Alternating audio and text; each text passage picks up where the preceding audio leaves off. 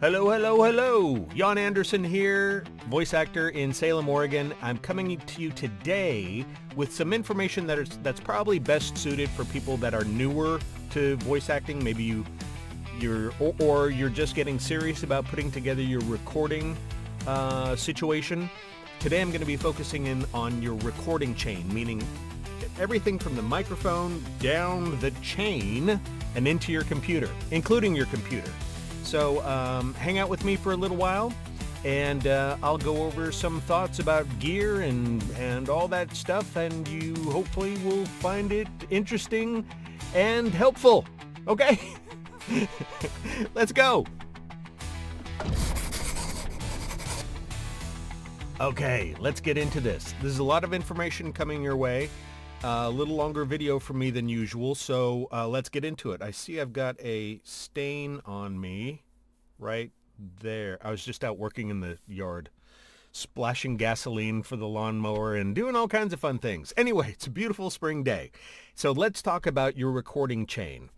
Maybe you've just been using a USB microphone and you've learned that the audio quality isn't great, and it's time to up your game. Or something along those lines.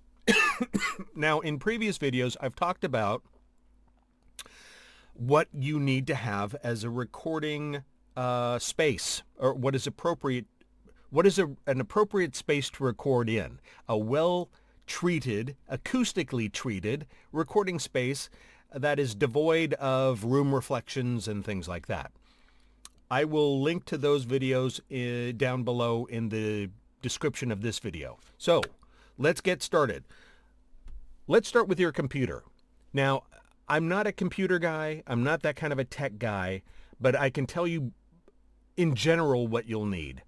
You'll need either a good laptop or desktop computer, whether it's made by Apple and runs on that software system, or a Windows-based PC type of computer. I don't care. It doesn't really matter. Whatever you're comfortable using. But there are some requirements that your computer will need in order to do this job well.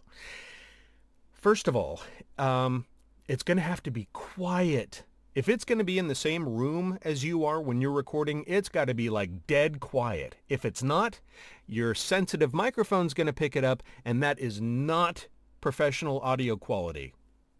It just won't work. As a matter of fact, I have ordered a brand new computer for myself. It's a custom build for everything that I need it to do, because this computer is getting a little long in the tooth and is not doing everything I need it to do, including be quiet enough. It's I can hear it just a little bit in my recordings, and that's not good enough. Okay, so aside from it having to be ultra quiet, if it's going to be in the room that you're recording in,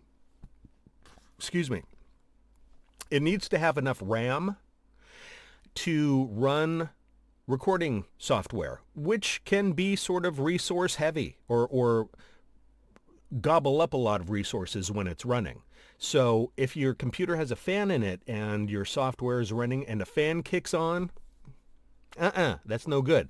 So, make sure it's a robust enough machine with plenty of RAM and plenty of storage capacity to handle the needs that this is going to require. I'm just going to throw a couple numbers out there, maybe 8 gigs at least of RAM and maybe 350 gigs of available space on your hard drive. Okay.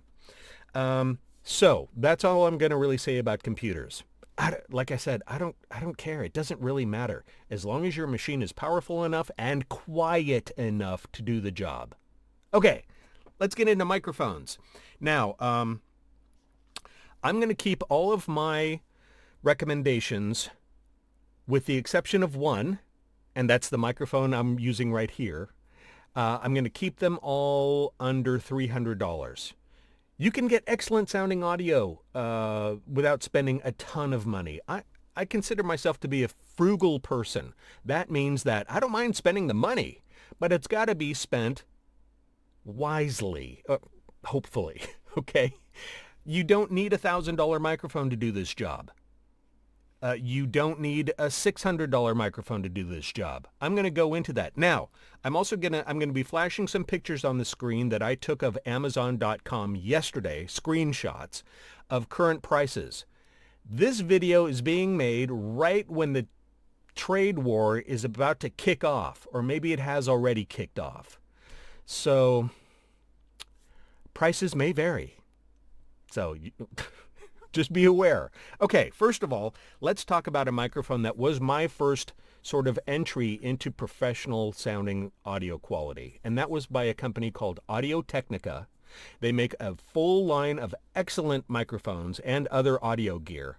And the one that I found, or was suggested to me on one of the voiceover sort of bulletin board discussions, was the AT2035. It retails currently for about $150, which is a great buy for a large diaphragm condenser microphone that is well built and delivers really great sounding audio. That was my main moneymaker for a number of years till I wanted to kind of see what else was out there. So I started exploring microphones, and it took me all over the place. And in other studios, I've worked on all kinds of microphones, from microphones that cost several $1,000s down to, microphones that, I use in my studio now.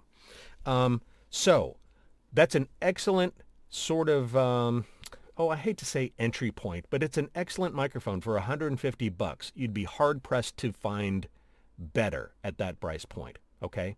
Let me also say that, if you don't mind buying used equipment, you can save a lot of money doing that. I love used gear.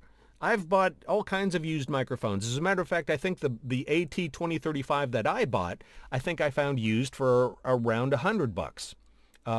So yeah, there are deals to be had. Let me just suggest two places that you go shopping for used gear. If you're a Facebook user, there's a group called the VO Gear Exchange.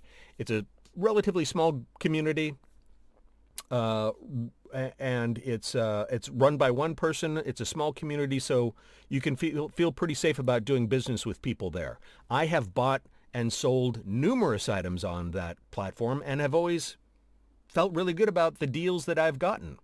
Another good place to go would be a website called reverb.com.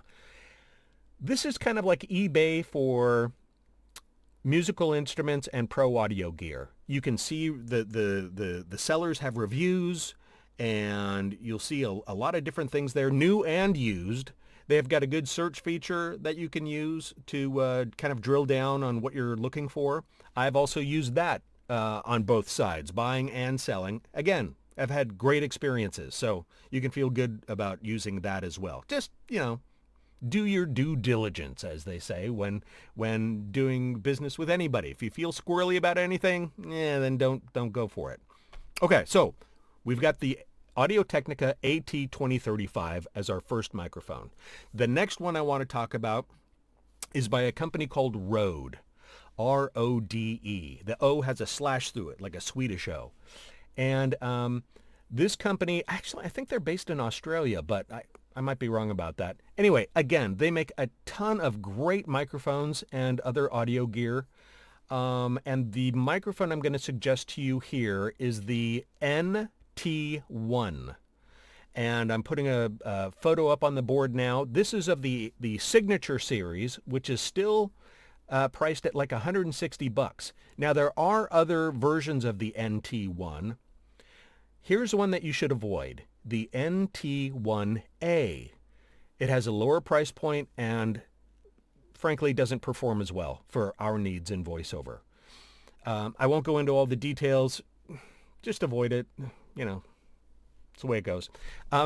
There's also, they recently, I guess it was last year, they released the NT1 Generation 5, which has USB capability, although I don't think I'd ever use it for that.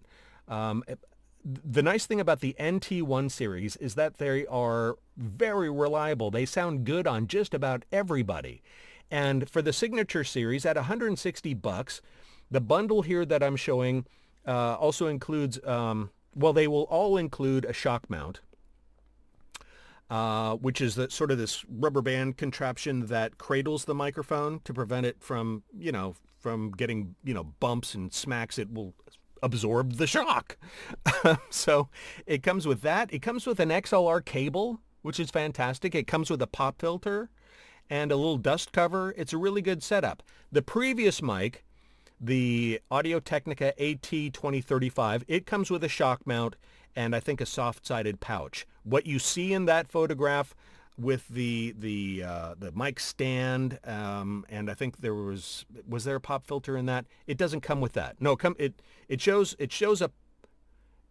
a mic stand and an XLR cable, but it does not come at that price point, at that price point. It only comes with the microphone and the shock mount. You can buy packages that have the others combined. I generally like to buy things separately, but for this Rode NT1, they're all really good components. And at $160 or $170 for that bundle, that's a really good buy. I mean, the microphone is well worth that alone. This microphone, I'm not sure if I already mentioned it, but it's kind of a darling of the voiceover community because it's so well priced for such a great mic. It's a really good one. So anyway, so that's mic number 2. Now, for a little more money, I'm going to suggest a microphone by a company called Lewitt. It's the LCT440. Is that right? Yeah, I think it's the 440. And this is still under $300. Great sounding microphones from Lewitt. They're out of Austria. Designed in Austria, kind of sort of in the same family as like your Telefunkens and your Neumanns and your Sennheisers, kind of sort of in that family. I believe they share some personnel and designers. So they have made a really great name for themselves in the larger professional recording studios. Lewitt microphones, the LCT 440 for $270, $75, $80. I'm not looking at the photograph right now, but it's an excellent price for a very good microphone. I have a Lewitt in my collection. It's a more expensive model than this. I'm trying to keep the prices down here, but I've been very happy for years with my Lewitt. So an excellent shout that way. Okay, now the last microphone I'm going to suggest here that you look at, and believe me, with all these components that I'm going to be suggesting you look at, this is just scratching the surface. The selection is mind-boggling with all this stuff. So, take your time, make a selection based upon hopefully what I'm saying or what other people are saying. These are good components. Very low self-noise. That's a biggie. I won't go into the details about what self-noise is. It's electronic noise. It's like psst, that kind of stuff that some kind of cheapo audio components will make. Very little of that kind of crap. That's another no-no in professional voiceover audio. Let's see. Yes, I was going to talk about the microphone that I'm currently using now and is a pretty new addition to my studio. It's by a company out of California called Roswell Audio. This is the Mini K87, and it retails for, well, the whole thing is about $420, $450, something like that. Boy, it's a nice mic. This is the only component I'm going to suggest you check out that's above that $300 mark. If this is beyond your budget, don't worry about it. There are other excellent choices. All the other ones I've suggested are below $300 and are all excellent. I just wanted to check this out, and I've been very happy with it. So if your budget allows and you want to get something that is turning more heads, check out the Roswell Mini K87. It's a great shout. Okay, that's microphones. That's all I'm going to talk about. I mean, this video series could go on and on and on if I was to talk about everything that's really good out there. Okay. All right. So let's talk about pop filters. I'm not going to get too far into this. They're nice to have. They help to disperse those errant, heavy consonants, P's, K's, T's, that kind of thing. When those blasts of air hit the screen, for instance, this is a Nady MPF6. MPF? Yeah. And this has two layers of nylon mesh. So when those blasts of air hit the screen, it disperses the air before it can hit the capsule inside the microphone, making that kind of harsh, sound. Are they perfect? No, they're not. But if you have really good microphone technique, and your microphone is placed properly, plosives really shouldn't be too much of an issue. Once in a while, hey, they happen. They happen with me. So anyway, this is as I said, the Nady MPF6. I've had this for years. It's very well made. It clamps to your microphone stand. It has this good sturdy gooseneck thing that holds it there. It doesn't move. Once you set it, you can forget it, and it's not going to go anywhere unless you want it to go somewhere. I think these retail for about $25 right now. It's a good product. Okay, let's now talk about microphone cables. You don't need anything terribly long. That's not to say that, a long microphone cable is bad. It's not. A long microphone cable is better than having a long USB cable. It's a shielded component, meaning that it's less likely to pick up radio noise and interference just coming out of the air. But I generally stick with 10-foot cables. I'm going to show a picture of one by a brand called Diodario. They make a wide range of music gear. Lots of stuff for, I also buy their guitar strings and guitar picks and all that kind of stuff. But anyway, their microphone cables, their XLR cables, are very good. And the one I'm showing here is very nicely priced at around $25. That's a reasonable price.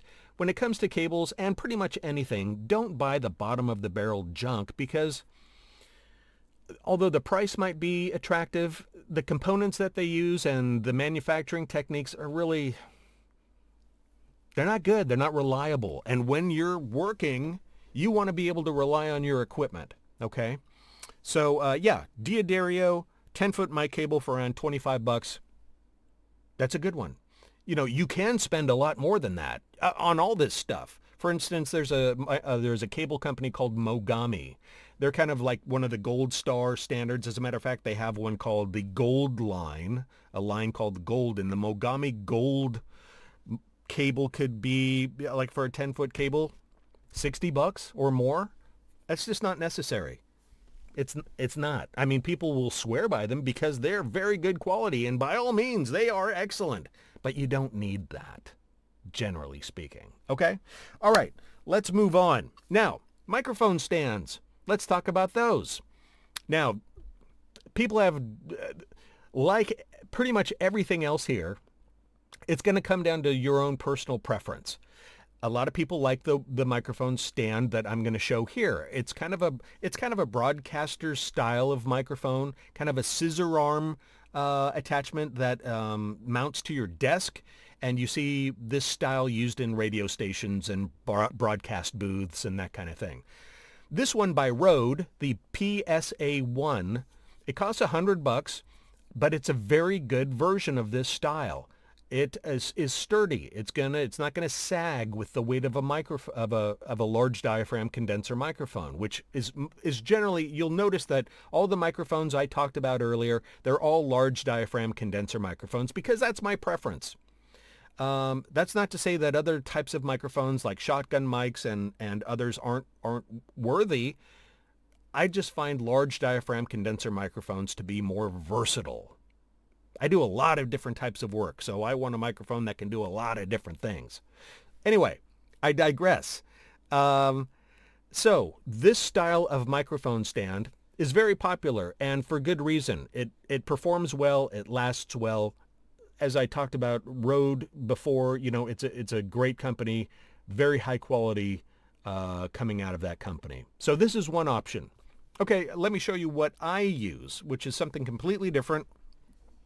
My microphone sits right on the floor next to me. It's a microphone stand by On Stage Stands. They're inexpensive, but I don't need it to perform like a microphone stand on a stage. Although this is a microphone stand like you would see on pretty much any stage in the world. This style with a metal foot. I don't like tripod stands for this type of situation because or voiceover booths tend to be on the small side, and a tripod stand takes up, a lot of real estate on the floor. So I use this in combination with a second piece of gear, which is called something like a mini telescoping boom, also from On-Stage Stands. I'm showing that picture. And the vertical stand, the floor-mounted stand, costs around $30. The telescoping boom here costs under $30.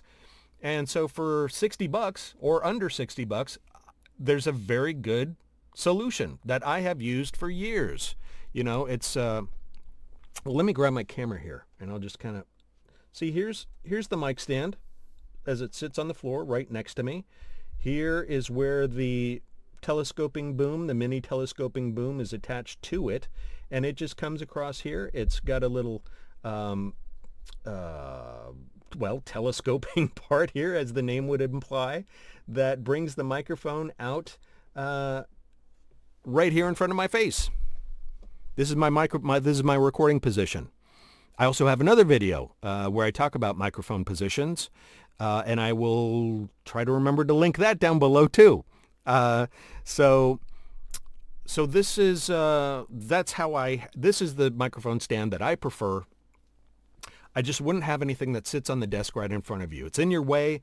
Both of the styles that I have talked about keep the microphone up where you want it, up in here in front of your face, but doesn't get in your way of your arms so that you can move your arms while you're performing and things of that nature. It keeps the mic out of your way, okay? All right, that's microphone stands. Let's move on to the next very important piece of equipment, and that is your audio interface. That's what your microphone plugs into. Now, there are at least three very important functions that the audio interface does for your condenser microphones. Condenser microphones are very sensitive, and they require a little bit of electrical power to make them as sensitive as they can be. So they use something called phantom power. It's 24, is it 24 or 48 volts? It's 48 volts, just a small amount, very small amperage of a signal running up through the microphone cable into the microphone. So the audio interface provides that for your microphone.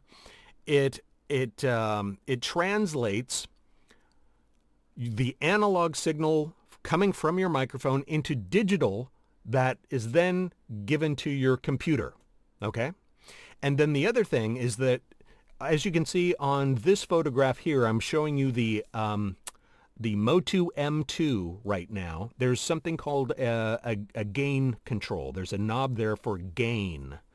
That is essentially the signal that the interface is sending to your computer. It's the signal strength. And that's one of the ways that's the primary way that you control the gain for your recordings. I think I have a video on that subject as well, setting your recording levels. But this is the primary place to do that, okay? Very important function. Now, depending upon the audio interface, it also has monitoring functions and power and headphone jack and things of that nature. But these audio interfaces that I'm suggesting you check out are all very simple. They do what they're supposed to do very well, and that's it. So aside from the Motu M2, which I like a lot, it's about $200. There is also one that's kind of another, as I say, darling of the voiceover industry, and that's by a company called Focusrite. And it's the Scarlett 2i2. They're on their 4th generation now. I haven't tried one personally, but I've heard glowing reviews about this. I'm still plugged in right now. I'm plugged into a Generation 1 model, and it's still doing great by me. So these are very well-made boxes. Do you need the fourth generation? No, probably not. You could probably pick up they're $200 roughly, and you could probably pick up a used, previous generation model for substantially less. The nice thing about the Scarlett model is that they also have a single channel version called the Scarlett Solo, which is significantly less expensive. I prefer two-channel interfaces. Just in case one channel poops out in the middle of a project, you can unplug from that and plug into the neighboring channel, and you're off and running again. It's nice. It's like a little insurance policy. There's also some other microphone options with two channels. I just prefer two channels, so that's what I'm suggesting. But the Scarlett Solo is great. It's made from all the same components as the 2i2. It's just got one channel, so therefore it's less expensive. It's a great piece of gear. Okay, here's another one to check out. It's by a company called Solid State Logic, or SSL. And they have one called, checking my notes here. I haven't tried this one out, but I've heard great things. It's called the SSL2. It's a two-channel interface. It's a little more expensive at about $230, thereabouts. And again, very quiet. As the other audio interfaces are that I've suggested, it is neutral. It does not color the audio, which is what you want. You just want something to provide good, clean audio with a good preamp to feed your computer. Okay? That's it. That's your entire audio chain. Microphone, cable, into the audio interface, which then goes into your computer. Okay? That's the signal chain, your recording chain. Now let's talk about a couple of other little odds and ends. In particular, headphones. If you don't have a good pair of headphones, consider getting a pair of studio reference headphones. They're different from most consumer-facing headphones because most headphones sold on the market to everybody are designed to enhance the audio. They're going to carry you away on gossamer wings of beautiful sounding audio. Maybe they've got a bass boost or, some sort of, they've been EQ'd to make most audio just sound, just pop, Dr. Dre's Beats and others, Bose headphones. Now, the ones I'm suggesting do not do that. They are EQ'd to be flat, kind of a flat response. Honestly, it's a more truthful representation of what you're listening to.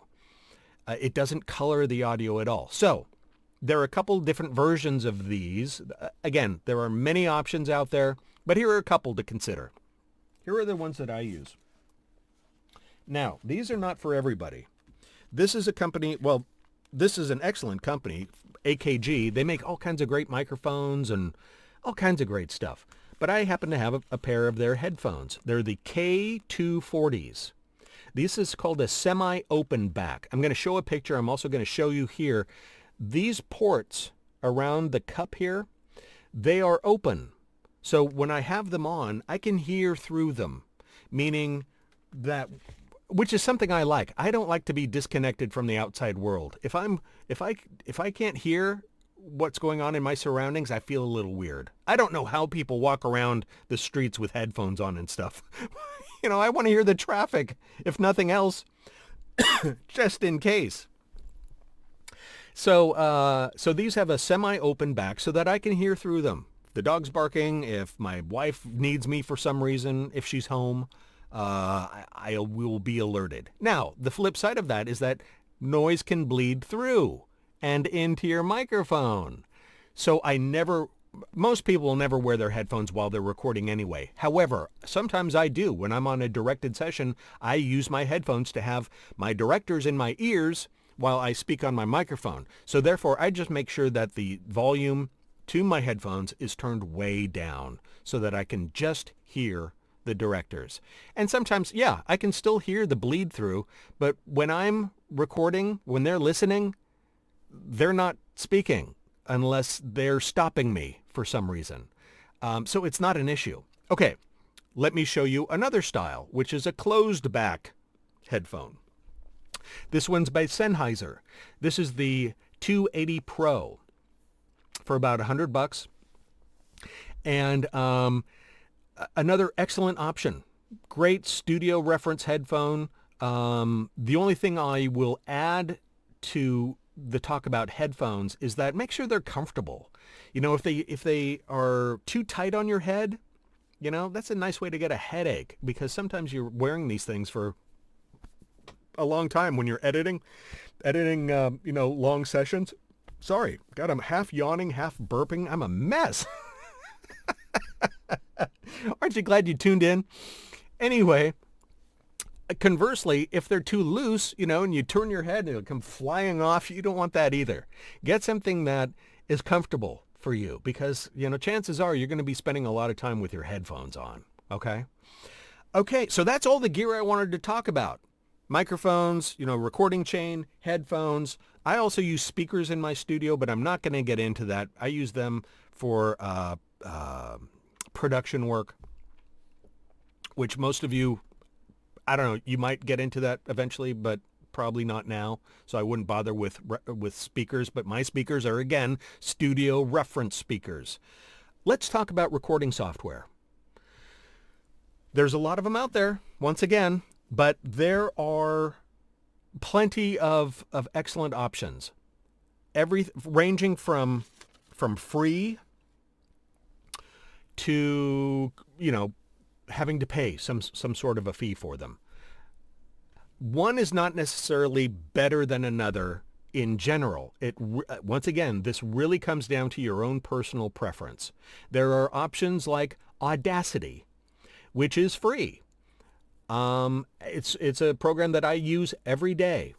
I've tried a bunch of others, but by the time I did, I was already pretty fluent with Audacity. I'm quick on it. But a lot of people hate it, and that's fine. There are other options. They don't like the look of it, or they feel that it's not elegant enough for them. That's fine. It does everything I need it to do and more. And I do production work on it. Some people think I'm nuts, but I have a rhythm with it, and that's great, and it's free. So that's nice too. Okay, there's another option in the free category. It's called Ocen Audio, O-C-E-N. For the longest time, I thought it was Ocean. No, it's not. It's Ocen. I have not played around with this enough to have much to say about it, other than I've heard good things. I think it's a simpler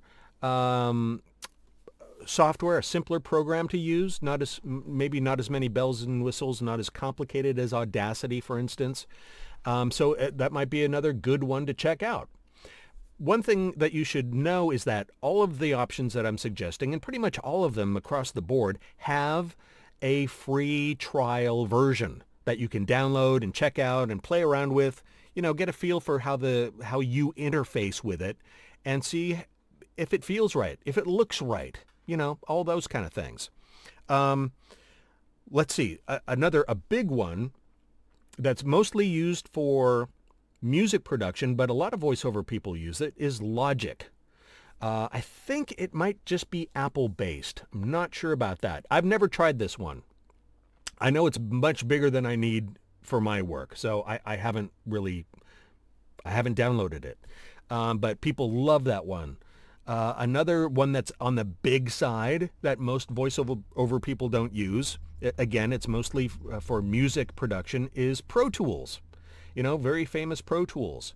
And again, it's a huge program that's probably more than you need, but, you know, you might like it. Check it out. Okay. Another one, which actually I did play around with this one quite a bit. It's called Reaper. Reaper is very reasonably priced. I think the entry-level buy-in is like $60. Maybe it's gone up a little bit since I looked at it last. But it's a very powerful tool, and many voiceover people are very happy with it. So, yeah, check out Reaper. Another one that a lot of voiceover people use is Adobe Audition. It used to be a standalone program, but not anymore. It only comes, I believe, as a subscription. It's $25 or $30 a month. Oh, there's Ella. Hey, sweetie. Anyway, say hello to the doggy. And 25 or 30 bucks a month. So, over the course of a year, that kind of adds up. But you also get some things that you might appreciate. I think you get Photoshop and a couple of other Adobe programs to use that you might find interesting. Adobe Audition. But again, it's an excellent recording program. Okay. I'll mention one other one. And this started off as an Apple-based program. It was written by voice actors for voice actors. So it's kind of a stripped down version without all the bells and whistles of a lot of these other programs. It's called Twisted Wave. I know that they've been working on a Windows version of this. I've heard things about it being released, but frankly, I'm not sure. And I'm not sure how people on Windows systems like it, if it is indeed available. People on Apple love it. I think you purchase it for $100 or so, and people love this thing. It's very easy to use. This is what I hear. I don't know. Again, I haven't used this one because I'm a PC person, but people love the simplicity and the whole thing. They just love it. They find it very easy to use, and it gets the job done very well. So that is recording software. Again, there is no strict right or wrong here. Good audio is good audio no matter how you get to it. I'm not sure if I mentioned this in another video, but I think it was Dan Leonard that I heard say this. Nobody cares how the sausage is made as long as it's delicious, because sausage making can look a little gross. So same thing when it comes to your audio. The looks of your equipment, the looks of your studio, nobody cares as long as it sounds delicious. Okay, I guess that's about it. So there you have it. That's kind of my rundown about your recording chain and some other, information about software and things that you'll need to put together a professional recording setup. Okay. And if you have questions or comments, please feel free to send them down to the comment section below. Also, a lot of the equipment that I've mentioned in this video, there are links to it down below in the description. If you follow those links and purchase something on Amazon, they may pay me a small subscription. It doesn't change the purchase price one way or the other if you do use the link, but they'll pay me a little something, and hey, I'd appreciate it. Also, if you'd like to work with me on a one-to-one basis, feel free to check out the Calendly link to my offerings there, and maybe we can work together one-on-one. Other than that, I hope this has been helpful, and let's keep in touch, and I'll see you again, or you'll be seeing me, hopefully, in another video. Thanks for watching. Take it easy.